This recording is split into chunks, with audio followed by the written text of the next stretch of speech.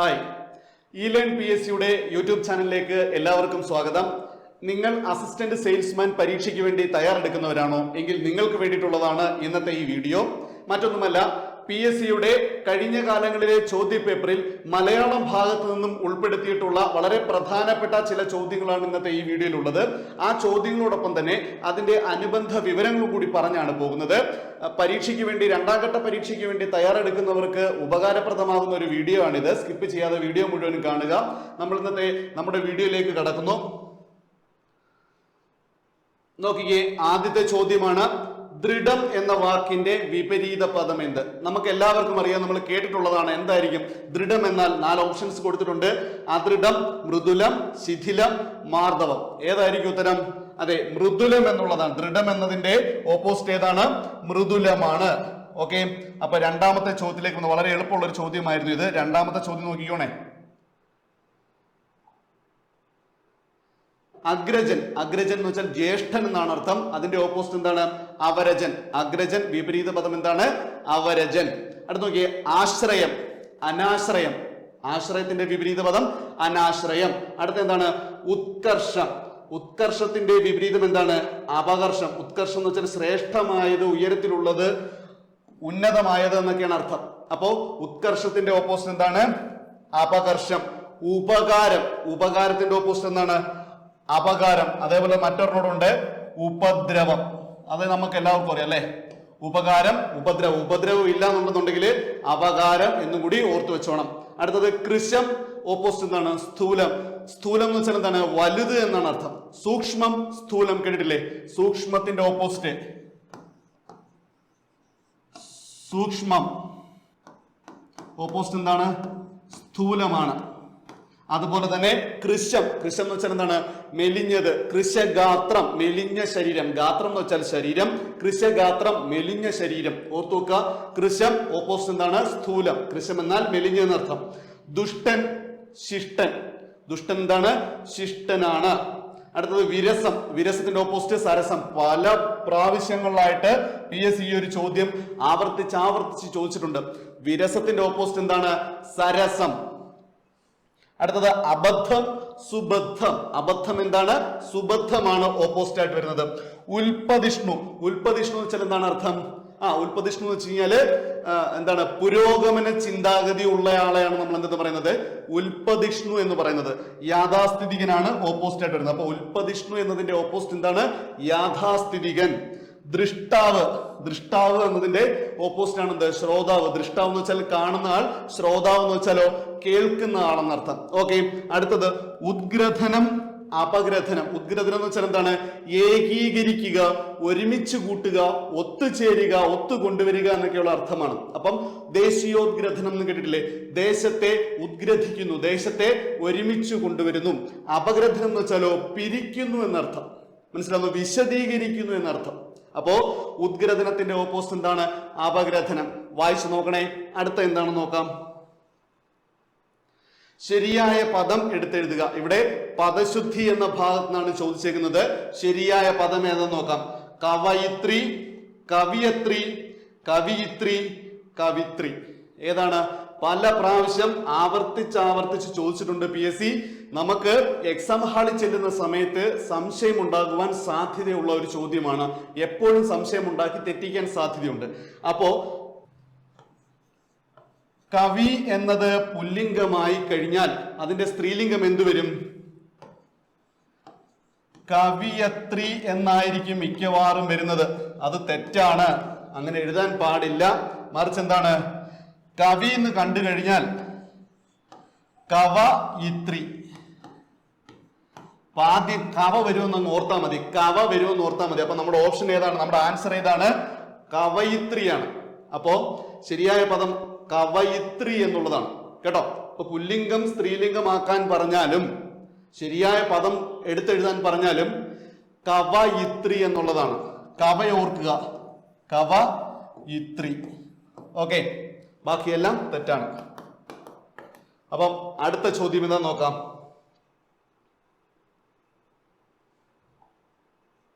നോക്കി, അദ്ഭുതം. ശരി തന്നെയാണ് എഴുതിയിരിക്കുന്നത്, പക്ഷെ ചെറിയൊരു തെറ്റുണ്ട്. കണ്ടു കഴിഞ്ഞാൽ പെട്ടെന്ന് ശരിയാണെന്ന് തോന്നും. തെറ്റെന്താന്ന് നോക്കിയേ. അത് അല്ല ഇവിടെ വരേണ്ടത്, മറിച്ചോ നമുക്ക് എഴുതുന്നത് അദ്ഭുതം എന്നുള്ളതാണ്. മനസ്സിലാവുന്നുണ്ടോ? ഇവിടെ തായാണ് വരേണ്ടത്, കണ്ടോ, ത. അപ്പം അത് എന്ന് പറയരുത്, അദ്ഭുതം ആണ്, അദ്ഭുതം. മനസ്സിലാവുന്നുണ്ടോ? അടുത്ത വാക്ക് നോക്കിയേ, ആധ്യാത്മികം. ആധ്യാത്മികം എന്നല്ല പറയേണ്ടത്, എന്താണ്, മറിച്ച് ആധ്യാത്മികം എന്നാണ്. ആധ്യാത്മികം. മനസ്സിലാവുന്നുണ്ടോ? ആധ്യാത്മികമല്ല, ആധ്യാത്മികമാണ്. അടുത്ത് നോക്കിയേ, അധ്യക്ഷം. അധ്യക്ഷം എന്നല്ല പറയേണ്ടത്, മറിച്ചോ ആധ്യക്ഷം എന്നാണ് പറയേണ്ടത്. കണ്ടോ, അധ്യക്ഷമല്ല, ആധ്യക്ഷം എന്നാണ് പറയേണ്ടത്. ഓക്കെ. അടുത്തത് അനന്തിരവൻ. അനന്തിരവൻ എന്നല്ല പറയുന്നത്, നമ്മൾ പറഞ്ഞു അനന്തിരവൻ നാക്കിയതാണ്, മറിച്ചോ അനന്തരവൻ എന്നാണ് പറയേണ്ടത്. അനന്തിയല്ല, അനന്തരവൻ. മനസ്സിലാവുന്നുണ്ടോ? അനന്തരവൻ.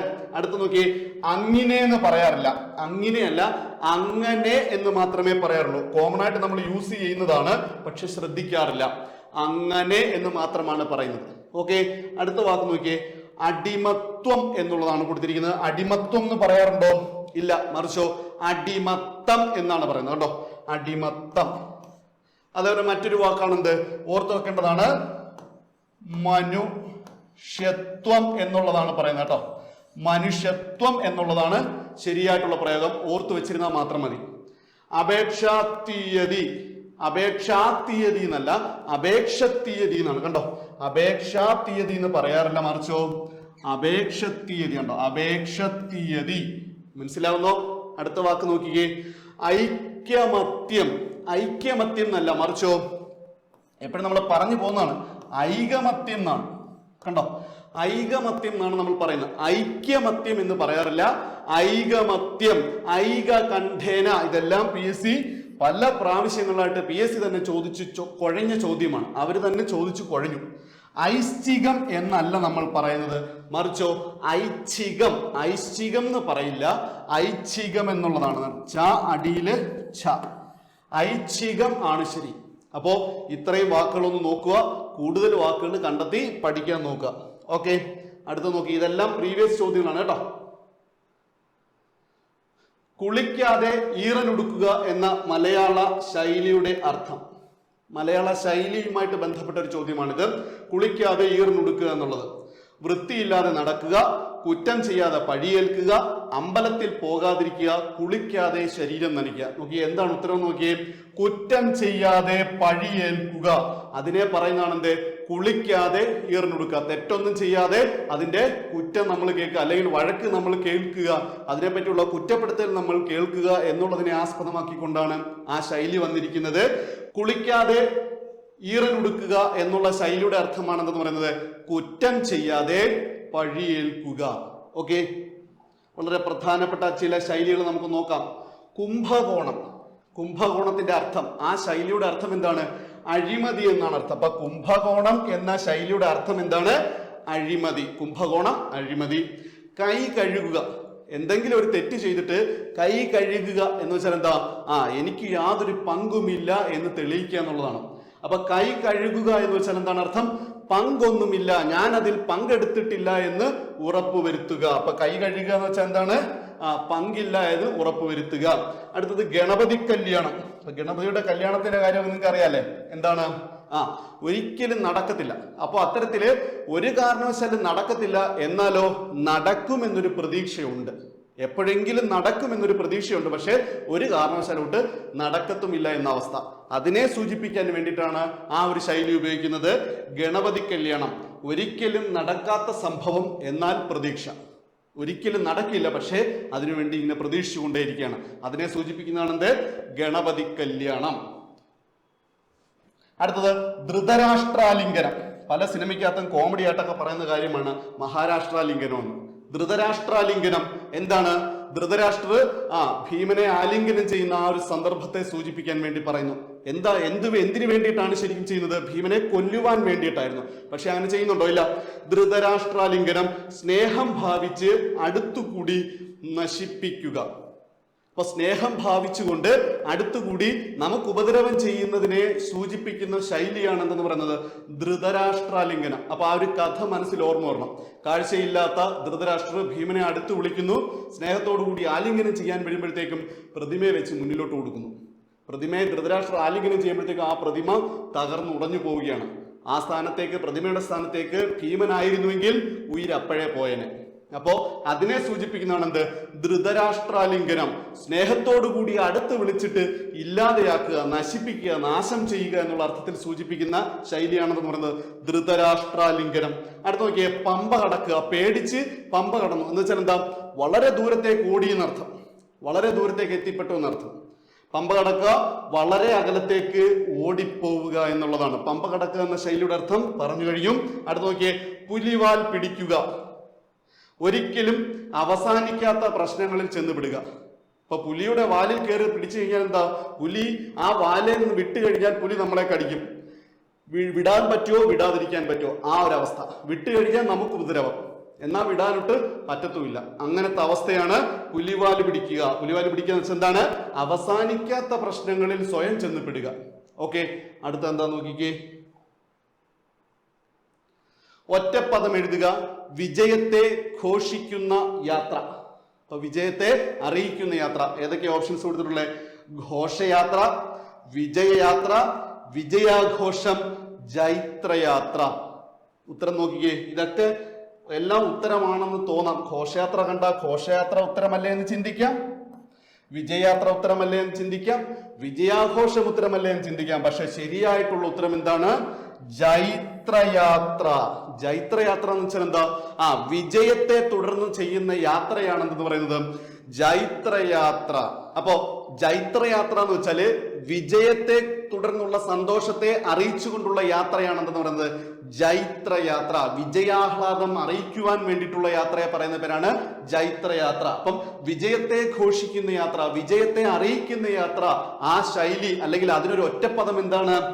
ജൈത്രയാത്ര. മനസ്സിലായോ? ജൈത്രയാത്ര എന്ന് വെച്ചാൽ എന്താണ്? വിജയത്തെ ഘോഷിക്കുന്ന യാത്ര. അപ്പൊ അടുത്ത എന്താ നോക്കിയേ, കുറച്ച് ശൈലികൾ കൊടുത്തിട്ടുണ്ട്. വാഗ്മി. ശൈലികളല്ല, ഒറ്റപ്പദങ്ങളാണ് കൊടുത്തിരിക്കുന്നത് കേട്ടോ. ചില ഒറ്റപ്പദങ്ങൾ കൊടുത്തിട്ടുണ്ട്. വാഗ്മി എന്ന് വെച്ചാൽ എന്താണ്? വാക് സാമർഥ്യം ഉള്ളവൻ. വാഗ്മി എന്ന് വെച്ചാൽ ആരാണ്? വാക് സാമർഥ്യമുള്ളവൻ, അല്ലെങ്കിൽ വാക് സാമർഥ്യമുള്ളവന്റെ ഒറ്റപ്പദമാണ് എന്തെന്ന് പറയുന്നത് വാഗ്മി എന്ന് പറയുന്നത്. മൃഗതുല്യമായ പെരുമാറ്റം, അതിനൊരു ഒറ്റപ്പദമാണ് എന്തെന്ന് പറയുന്നത് മൃഗീയം. മൃഗീയം എന്ന് വെച്ചാൽ എന്താണ്? മൃഗതുല്യമായ പെരുമാറ്റം. അടുത്ത നോക്കിക്കേ, മോക്ഷം ആഗ്രഹിക്കുന്നവൻ. മോക്ഷം ആഗ്രഹിക്കുന്നവനുള്ള ഒറ്റപ്പദമാണ് മുമുക്ഷു, അല്ലെങ്കിൽ മുമുക്ഷു എന്നതിന്റെ അർത്ഥം എന്താണ്? മോക്ഷം ആഗ്രഹിക്കുന്നവൻ. പക്ഷവാദം. ഇവിടെ ശ്രദ്ധിച്ചോണേ, പക്ഷവാദമാണ് പറയുന്നത്. വാദം, പക്ഷവാദം. ഏതെങ്കിലും ഒരു പക്ഷം ചേർന്ന്, ഏതെങ്കിലും ഒരു വശം ചേർന്ന് വാദിക്കുക, അതിനെയാണ് എന്തെന്ന് പറയുന്നത് പക്ഷവാദം. അടുത്തതോ പക്ഷവാദം. രണ്ടും കാഴ്ചയ്ക്ക് വ്യത്യാസമുണ്ട്. പക്ഷവാദമാണ്. വാദം എന്ന് പറഞ്ഞാൽ നമുക്കറിയാം ഒരു അസുഖമാണ് അല്ലെ. പക്ഷവാദം ഒരു വശം തളർന്നു പോകുന്ന തരത്തിലുള്ള അസുഖത്തെയാണ് എന്തെന്ന് പറയുന്നത് പക്ഷവാദം. അടുത്ത പോയിന്റ് നോക്കിക്കേ, കൃത്യാന്തരം. ഒരു പണിക്കിടയിൽ വരുന്ന മറ്റു ജോലി. ഒരു ജോലി ചെയ്തുകൊണ്ടിരിക്കുന്നു, അതിന്റെ ഇടയിൽ കൂടെ മറ്റു ജോലികൾ വരുന്നു, അതിനെയാണ് നമ്മൾ എന്തെന്ന് പറയുന്നത് കൃത്യാന്തരം. അപ്പൊ നോക്കിയേ, ഒരു പണിക്കിടയിൽ വരുന്ന മറ്റു ജോലികൾ ഒറ്റപ്പദം എങ്ങനെ എഴുതും? കൃത്യാന്തരം. കൃത്യാന്തരം എന്ന് വെച്ചാൽ എന്താണ് അർത്ഥം? ഒരു പണിക്കിടയിൽ വരുന്ന മറ്റു ജോലികൾ. ഓക്കെ, അടുത്ത നോക്കിയേ, ഉൽപ്പതിഷ്ണു. പുരോഗമന കാര്യങ്ങളിൽ തൽപരൻ. അപ്പൊ പുരോഗമന കാര്യങ്ങളില് താല്പര്യമുള്ള വ്യക്തിയെ പറയുന്ന പേരാണ് എന്ന് പറയുന്നത് ഉൽപ്പതിഷ്ണു. മനസ്സിലാവുന്നുണ്ടോ? പുരോഗമന കാര്യങ്ങളിൽ താല്പര്യമുള്ള വ്യക്തി, അതിനുള്ള ഒറ്റ പദമാണ് എന്ത്? ഉൽപ്പതിഷ്ണു. അടുത്ത നോക്കിക്കേ, വാരി പര്യായമായി വരുന്ന വാക്ക്. വാരി ഏത് വാക്കിന്റെ പര്യായമാണ്? സമുദ്രം, തിരമാല, വേലി, ജലം. ഏതാണ്? പ്രീവിയസ് ക്വസ്റ്റ്യൻസ് ഒക്കെ അറ്റൻഡ് ചെയ്തുള്ളവർക്ക് മനസ്സിലാകും. വാരി എന്ന് വെച്ചാൽ അർത്ഥം എന്താണ്? ജലം. ജലം, സലിലം, സലിലം, അപ്പ്, ഇങ്ങനെയൊക്കെയുള്ള പര്യായ പദങ്ങൾ എന്തിനുണ്ട്? ജലത്തിനുണ്ട്. സ്ഥിരമായിട്ട് PSC ചോദിച്ചിട്ടുള്ള ചോദ്യമാണ്. ഓക്കെ, അടുത്തത് വളരെ പ്രധാനപ്പെട്ട ചില പര്യായ പദങ്ങളാണ്. നോക്കിക്കുക, ആദ്യത്തത് കാറ്റ്. മാരുതൻ, പവനൻ, വാദം, അനിലൻ. ഇപ്പൊ കാറ്റിന്റെ പര്യായ പദങ്ങൾ ഏതൊക്കെയാണ്? മാരുതൻ, പവനൻ, വാദം, അനിലൻ. PSCക്ക് പഠിക്കുന്നവരാണെങ്കിൽ വാദത്തെ പറ്റി കേട്ടിട്ടുണ്ടായിരിക്കും. പ്രധാനപ്പെട്ട വാദങ്ങൾ ഏതൊക്കെ, പ്രധാനപ്പെട്ട കാറ്റുകൾ ഏതൊക്കെ എന്നുള്ള ചോദ്യം. അപ്പോ ഇവിടെ നോക്കിക്കേ, അനിലൻ എന്നൊരു വാക്കുണ്ട്. അപ്പൊ കൃത്യമായിട്ട് ശ്രദ്ധിക്കണം. അനിലൻ എന്ന് വെച്ചാൽ കാറ്റ് എന്നാണ് അർത്ഥം. അനിലൻ എന്ന് വെച്ചാൽ എന്താണ്? കാറ്റ്. എന്നാൽ അനലൻ എന്നൊരു വാക്കുണ്ട്. അനലൻ. അനലൻ എന്ന് വെച്ചാലോ അഗ്നി എന്നർത്ഥം. അനിലൻ കാറ്റ്, അനലൻ ആരാണ്? അഗ്നി. അപ്പൊ ഇത് തിരിഞ്ഞു പോകരുത് ഒരു കാരണവശാലും. അനലൻ അഗ്നിയൂതി എന്നങ്ങ് പഠിക്കണം. അനലൻ അഗ്നി ഊതി. അനിലൻ എന്ന് വെച്ചാൽ ആരാണ്? കാറ്റെന്നാണ്. അനലൻ എന്ന് വെച്ചാൽ ആരാണ്? തീയാണ്. അപ്പോ അനലൻ തീ, അനിലൻ കാറ്റ്. അനിലൻ അഗ്നിയൂതി. അനിലൻ എന്ന് വെച്ചാൽ ആരാണ്? കാറ്റാണ്. ഓക്കെ, സംശയമില്ലല്ലോ. അടുത്തതിലേക്ക് പോകാം. വെളുപ്പ് ശുഭ്രം ഗൗരം ധൂസരം. വെളുപ്പ് എന്താണ്? ശുഭ്രം ഗൗരം ധൂസരം. അപ്പൊ അതങ്ങനെ ആ ഒരു താളത്തിനെ പഠിക്കുക. ശുഭ്രം ഗൗരം ധൂസരം. അടുത്ത എന്താണ്? കൊക്ക്. ബഗം കൊറ്റി ബഗോടം. ബഗം കൊറ്റി ബഗോടം. ബഗം കൊറ്റി ബഗോടം. അടുത്ത നോക്കിക്കേ, മേഘം. വാരിതം അമ്പുതം ജീമുതം. ഈ അമ്പുതം എന്നുള്ള വാക്ക് ശ്രദ്ധിച്ചോണേ, ഇതൊരു പ്രീവിയസ് ചോദ്യമാണ്. അമ്പുതം മുൻപ് ചോദിച്ചിട്ടുണ്ട്. അപ്പം മേഘം, വാരിതം, അമ്പുതം, ജീമുതം. അടുത്ത നോക്കിയേ, തോഴി. ആളി, സഖി, വയസ്യ. സഖി എന്നുള്ള വാക്ക് ഒരു പക്ഷേ നിങ്ങൾ കൂട്ടുകാരി എന്ന അർത്ഥത്തില് കേട്ടിട്ടുണ്ടായിരിക്കും. വയസ്യ ആളി. ആളി എന്ന് വെച്ചാൽ ആരാണ്? കാതിലോല, നല്ലതാളി, നല്ലത് ആളി. കേട്ടിട്ടുണ്ടോ ആ ഒരു പ്രയോഗം? ആളി എന്ന് വെച്ചാൽ ആരാണ്? തോഴി, കൂട്ടുകാരി എന്ന അർത്ഥം. അടുത്ത് നോക്കിയേ, കാക്ക. കരടം, വായസം, അരിഷ്ടം. കുടിക്കുന്ന അരിഷ്ടമല്ല.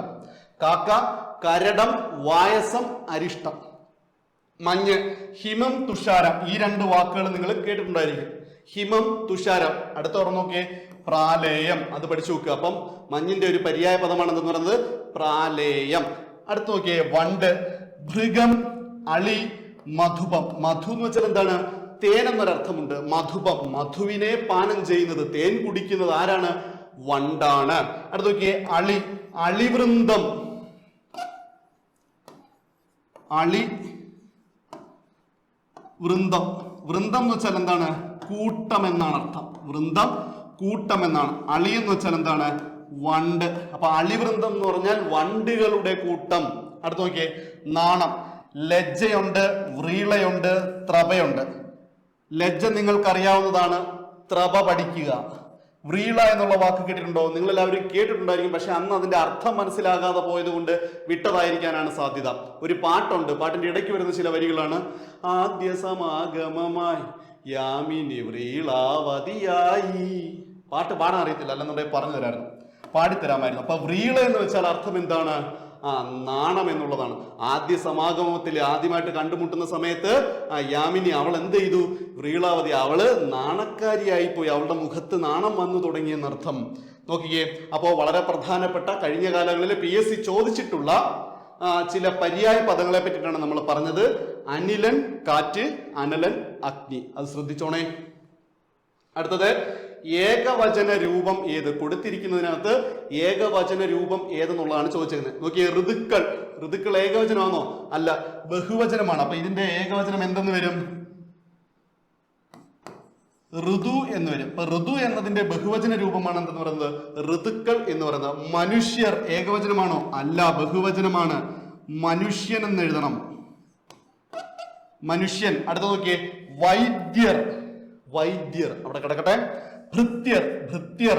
ഭൃത്യർ എന്ന് വെച്ചാൽ ഏകവചനമാണോ? അല്ല, ബഹുവചനമാണ്. ഏകവചനമാകുമ്പം ഭൃത്യൻ എന്ന് വരും. അപ്പൊ വൈദ്യർ എന്താണ്? ബഹുവചന രൂപമാണ് അല്ലേ? ആണോ? പൂജക ബഹുവചന രൂപമാണ്. ശ്രദ്ധിച്ചോണം. പൂജക ബഹുവചനം.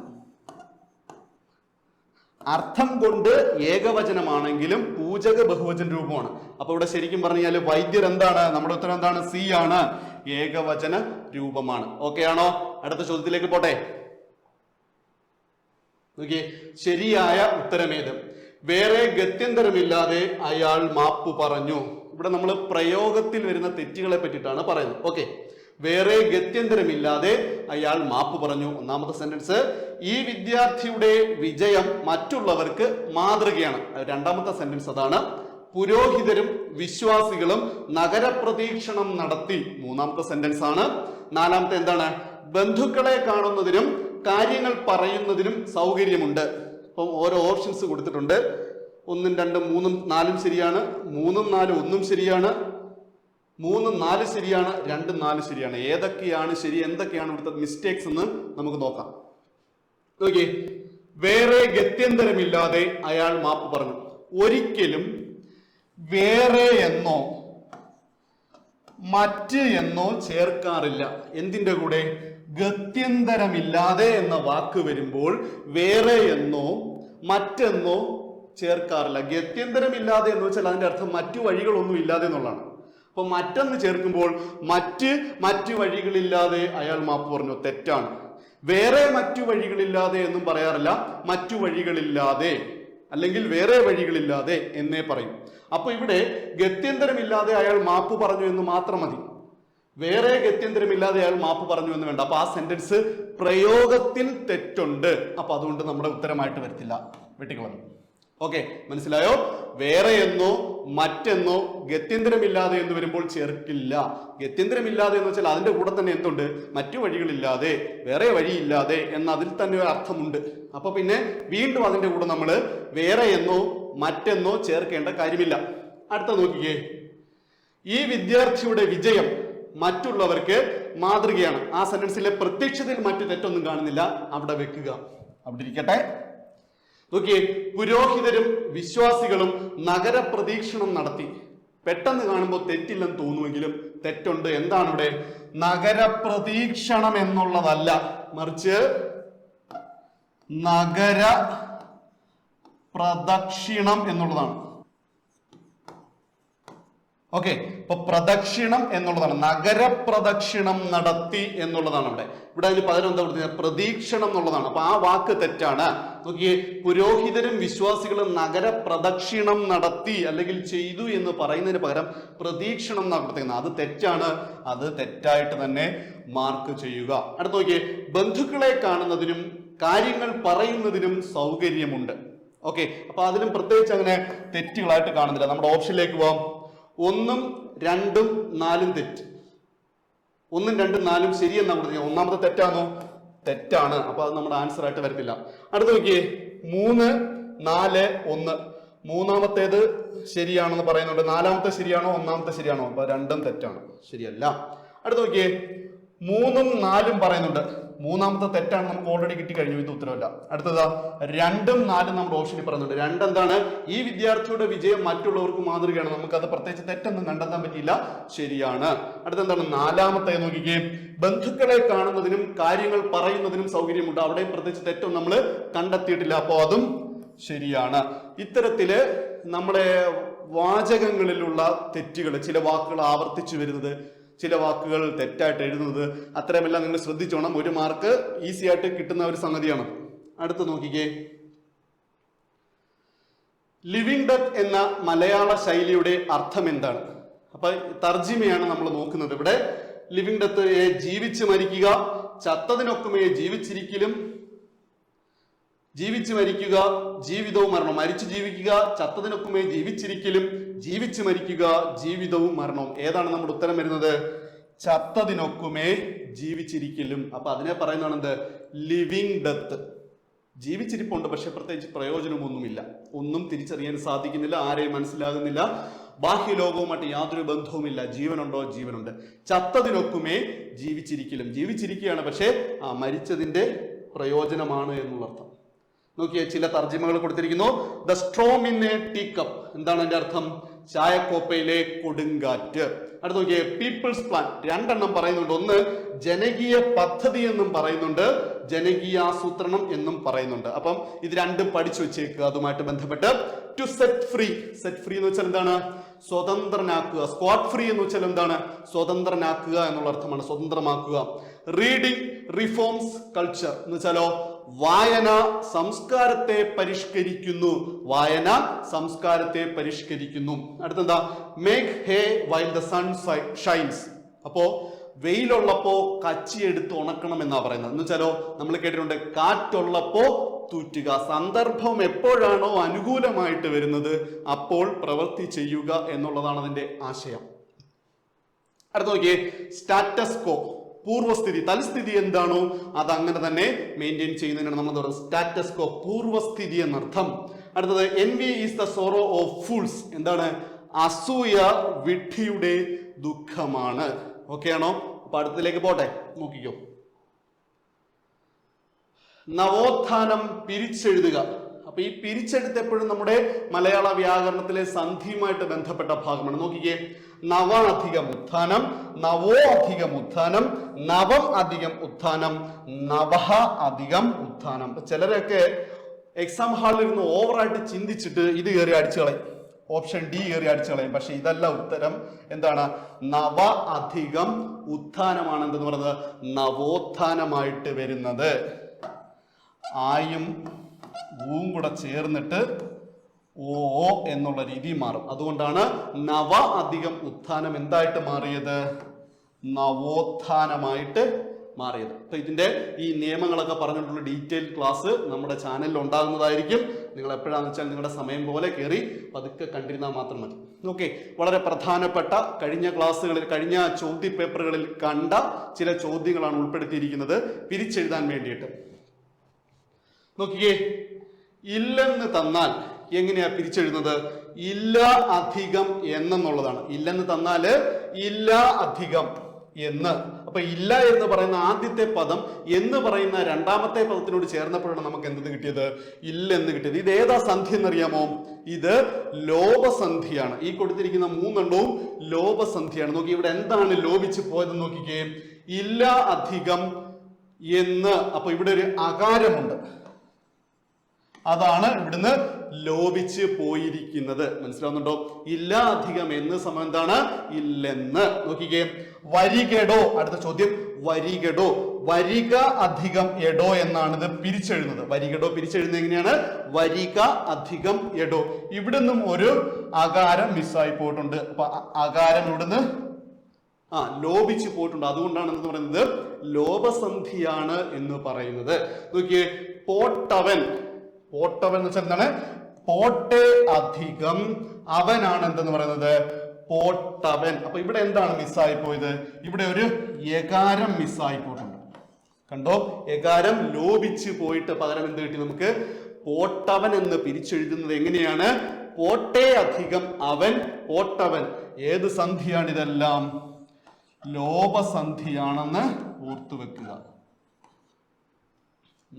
ലോപസന്ധിയിലെ സാധാരണഗതിയിൽ ഉകാരം സമൃദ്ധോകാരം അല്ലെ വിവൃതോകാരമാണ് ലോപിക്കുന്നത്. എങ്കിലും ചില കേസുകളിൽ അകാരം ലോപിച്ചു വരുന്ന ഒരു കേസ് നമ്മൾ പഠിച്ചു, യകാരം ലോപിക്കുന്ന ഒരു കേസും കൂടെ നമ്മൾ പഠിച്ചു. അപ്പൊ ഇതൊന്ന് ഓർത്തു വെച്ചേക്കണം. ചിലപ്പോൾ എക്സെപ്ഷണൽ കേസുകളൊക്കെ പരീക്ഷയ്ക്ക് ചിലപ്പോൾ ചോദിക്കുവാൻ സാധ്യതയുണ്ട്. അപ്പൊ അത് നിങ്ങളൊന്ന് ഓർത്തു വെച്ചേക്കേണ്ടത് അത്യാവശ്യമാണ്.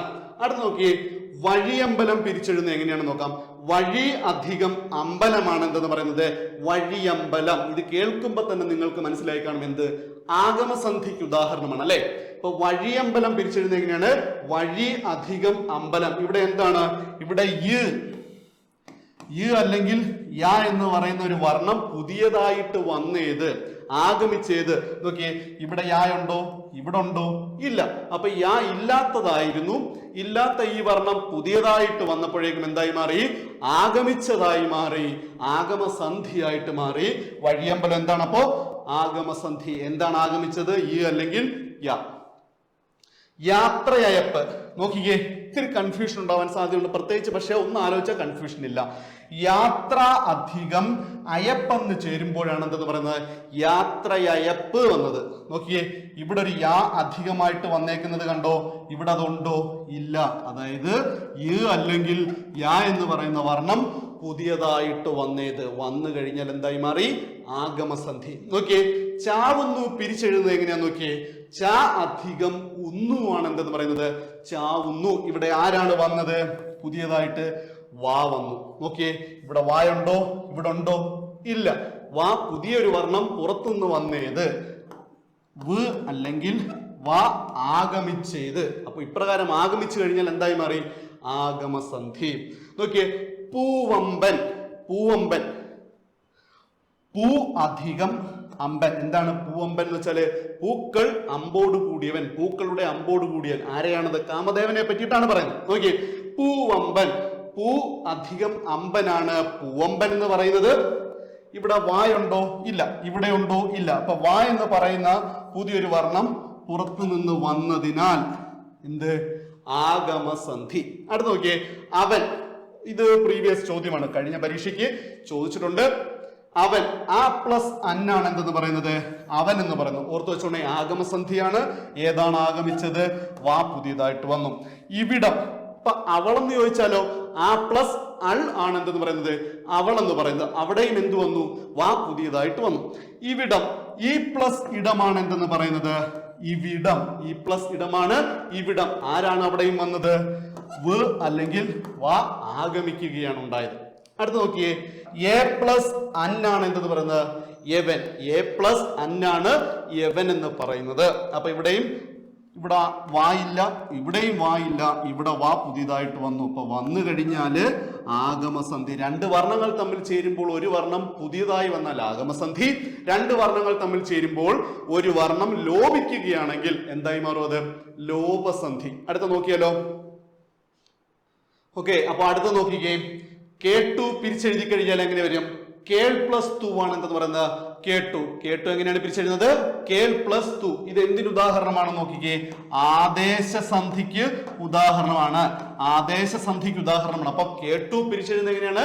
കേൾ അധികം ടു ആണ് എന്തെന്ന് പറയുന്നത് കേട്ടു. അടുത്ത് നോക്കിയേ, വിണ്ടലം. വിണ്ടലം സ്ഥിരമായിട്ട് പരീക്ഷയ്ക്ക് ചോദിക്കുന്നതാണ്, കേട്ടുവും ചോദിച്ചിട്ടുള്ളതാണ്. അപ്പൊ വിണ്ടലം പിരിച്ചെഴുതുന്നത് വിൺ പ്ലസ് തലമാണ് എന്തെന്ന് പറയുന്നത് വിണ്ടലം. വിൺ പ്ലസ് തലമാണ് വിണ്ടലം. ഏത് സന്ധിയാണ്? ആദേശസന്ധിയാണെന്ന് ഓർത്തു വെച്ചേക്കുക. മരത്തെ.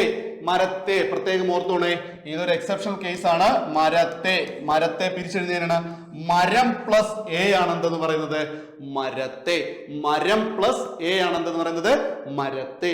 അടുത്ത് നോക്കിയേ, പിൽക്കാലം. പിൽക്കാലം പിരിച്ചെഴുതുന്നതിനാണ് പിൻ അധികം കാലമാണ് എന്തെന്ന് പറയുന്നത് പിൽക്കാലം എന്ന് പറയുന്നത്. പിൻ അധികം കാലത്തെ നമ്മൾ എന്തെന്ന് പറയുന്നു? പിൽക്കാലം. അടുത്ത് നോക്കിയേ, ഉണ്മ പിരിച്ചെഴുതുന്നത് എങ്ങനെയാ നോക്കിയേ?